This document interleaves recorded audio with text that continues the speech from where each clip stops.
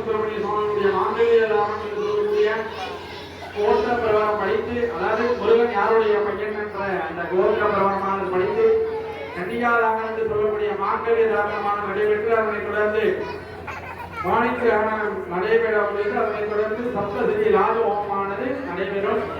எல்லாரும் நல்லா பிரார்த்தனை பண்ணீங்க. கல்யாணம் ஆகிற குழந்தைகளுக்கெல்லாம் கல்யாணம் ஆகணும், படிக்கிற குழந்தைகள்லாம் நல்லா படிக்கணும், வியாபாரத்தில் இருக்கணும், நல்ல வியாபாரம் தொழில் எல்லாமே வந்து சுபிக்கமா இருக்கணும், தர்மமாக பக்கத்தில் கோடி கோடி லாபகரமாக கிடைக்கணும்னு சொல்லி பிரார்த்தனை பண்ணீங்க. நோய் நொடி இல்லாம சுபிட்சமா எல்லாரும் சௌகரியமா இருக்கணும், நல்லா பிரார்த்தனை பண்ணிக்க வேண்டியது. மனசுல நல்லா முருகன் பிரமாணம் இஷ்டதெய்வம் குலதெய்வத்தையும் நல்லா பிரார்த்தனை பண்ணீங்க.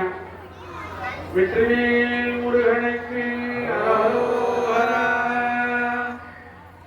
ஞானசக்தி தரஸ்கந்தோ வல்லீகன லோகசக்தி பரசிவ பரமேஸ்வர பராபர பரஞ்சோதி பரமாத்மா பஞ்சாபிஷேக பிரபராஞ்சிதா பரசிவ கோத்ரோத்பவஸ்ய காலதஸ்வ புவன வர்ண பத மந்திர கடத்வ விக்கிரஹஸ்ய சகல புவன सृष्टि स्थिति संहार तिरोभावानंद्रः पंचगस्य परायणस्य सकल निष्कल रूप शांत शर्मणः नमस्ते परशिव गोत्रोद्भवस्य सिद्धांत सिद्धेश्वर तंत्रादिक तस्य अनिमादि अष्टैश्वर्य पादादिक मनोन्मणि रमणी रमणस्य शलाशिव शर्मणः पौत्राय परशिव गोत्रोद्भवस्य योगाजन गताग्रह नीलास्य त्रिमूर्ति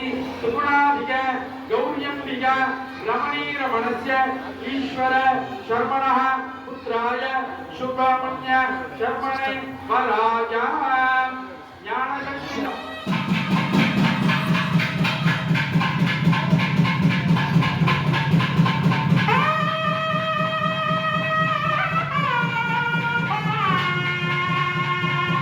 அடுத்தபடியாக பிரபலம்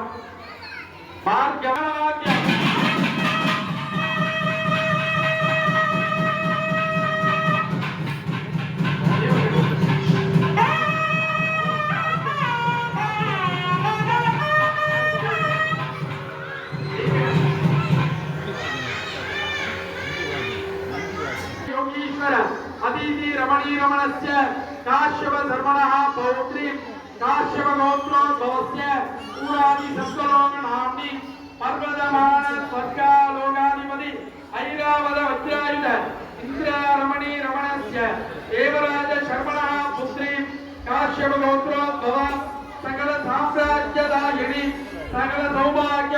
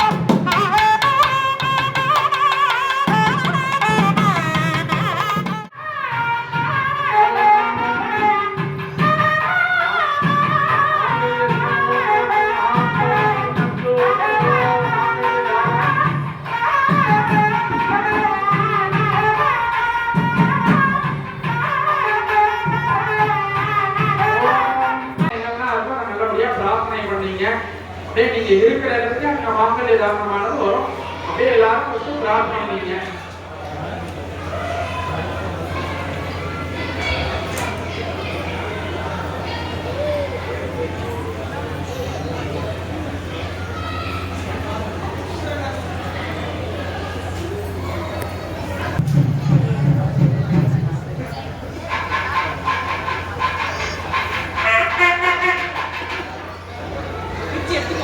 அடுத்தபடியாக சபாகத்தை நம்ம எல்லாருமே வந்திருக்கோம்.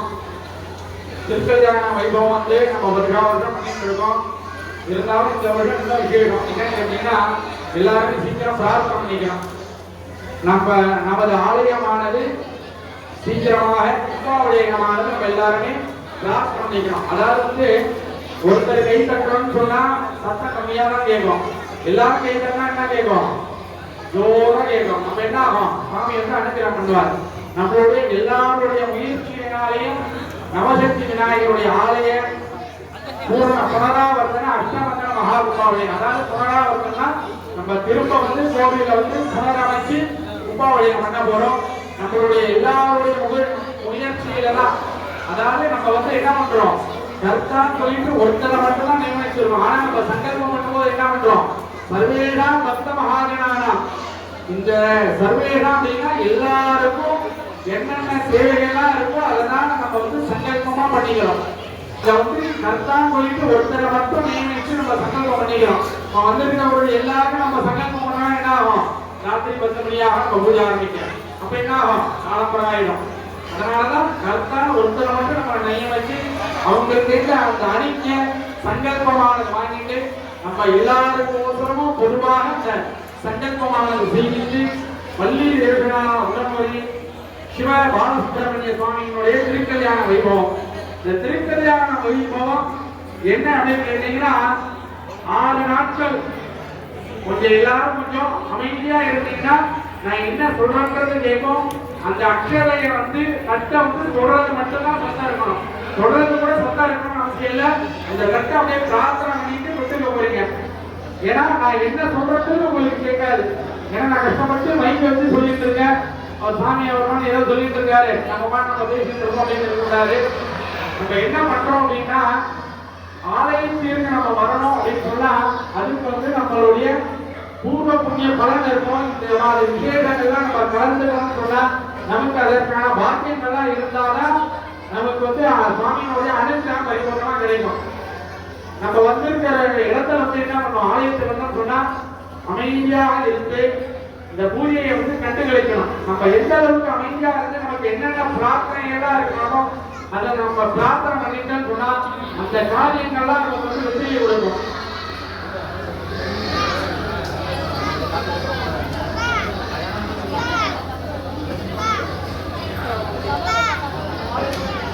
நம்ம என்ன பண்றோம்னு சொன்னா இந்த பூஜை பண்ற நேரத்துல அமைதியா இருந்து சுவாமி நம்ம பிரார்த்தனை பண்ணிடுவோம். அப்படி நம்ம என்ன பேசுறோமோ அதுதான் நடக்குமா? கோவில்ல வந்து நம்ம நல்லது பேசினா நல்லதுதான் நடக்கும். நம்ம அது கெட்டது பேசணும்னு சொன்னா கெட்டதுதான் நடக்கும். அதனாலதான் என்ன பண்ணுவாங்க?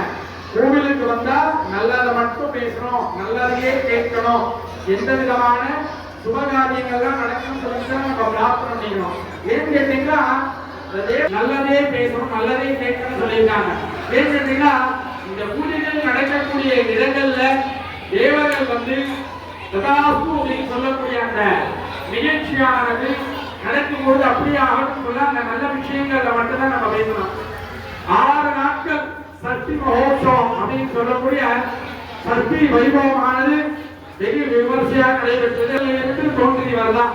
அதாவது முதல்ல வந்து ஆரம்பம் யாருன்னு பாத்தீங்கன்னா சிவபெருமானுக்கு தான். சிவபெருமானுக்கு தான் 6 முகங்கள் இருந்தது. அந்த 6 முகங்கள் சூரன் வந்து என்ன பண்றாருன்னா பூஜை செய்வித்து சிவபூஜை பண்ணி சிவபெருமானுக்கு இருந்து வரம் வாங்கிக்கிறார். அதாவது என்னன்னா எந்த ஒரு சக்தியினாலேயுமே எனக்கு அழிவு இருக்கக்கூடாது, சிவனுடைய சக்தியினாலதான் அழிவு இருக்கணும் அப்படின்னு சொல்லிட்டு அப்படியே அழிச்சோம்னு சொல்லிட்டு வரம் கொடுத்துறார். அப்ப என்ன பண்றார்? அதாவது சிவனுடைய சக்தியிலேருந்து உருவானவர் 6 முகம். அந்த 6 முகம் வந்து சிவபெருமான் வந்து படைக்கிறார். அவருடைய நெற்றி கண்ணியிலிருந்து அந்த நெற்றி கண்ணிலிருந்து படைத்தவர் தான் சிவபெருமானை வந்து 6 முகமா இருந்தவர் தான் வந்து படைத்ததுக்கு அப்புறம் என்ன பண்றார்? சண்முகரை படைக்கிறார். அந்த சண்முகருக்கு தான் வந்து 6 முகங்களை கொடுத்து கார்த்திகை பெண்ணிடம் கொடுத்து வித்வான்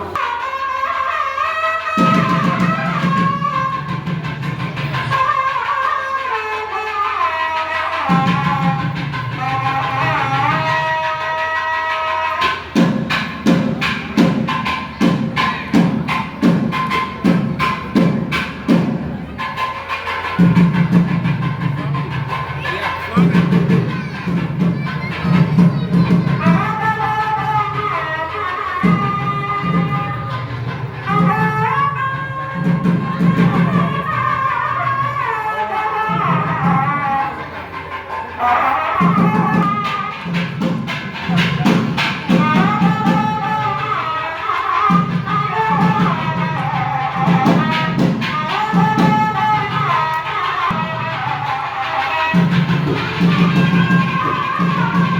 you.